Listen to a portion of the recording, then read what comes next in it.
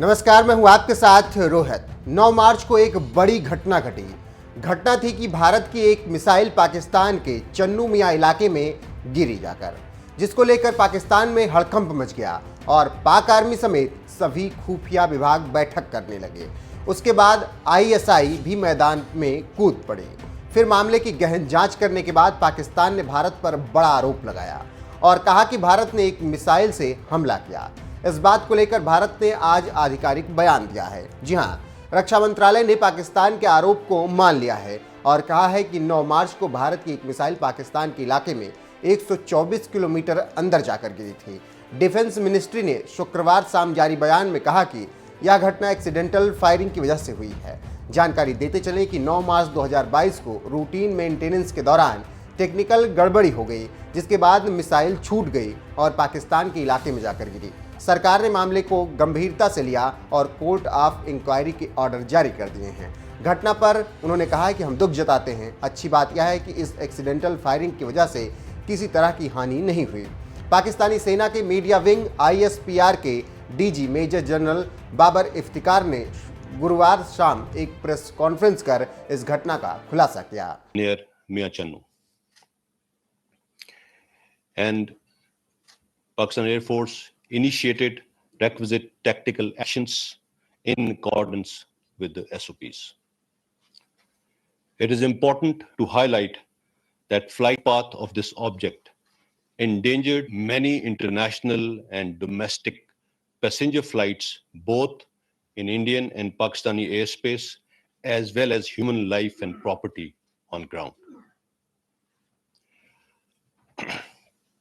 Whatever caused this incident to happen, it is for the Indians to explain. It nevertheless shows their disregard for aviation safety and reflects very poorly on their technological prowess and procedural efficiency. The incident could have resulted in a major aviation disaster as well as civilian casualties on ground. Pakistan strongly protests this flagrant violation and cautions against recurrence of any such incident in future. Now, I would like to call upon Air Vice Marshal Tariq Zia to explain the technical details of the incident. Sir. तो आप समझ सकते हैं कि क्या कह रहे हैं पाक आर्मी के प्रवक्ता इफ्तिकार बाबर। भारत की तरफ से जो चीज़ हमारे देश पर दागी गई उसे आप सुपर सोनिक फ्लाइंग ऑब्जेक्ट या मिसाइल कह सकते हैं, ऐसा पाकिस्तान की तरफ से कहा गया। इसमें किसी तरह के हथियार या बारूद नहीं थे, लिहाजा किसी तरह की तबाही नहीं हुई।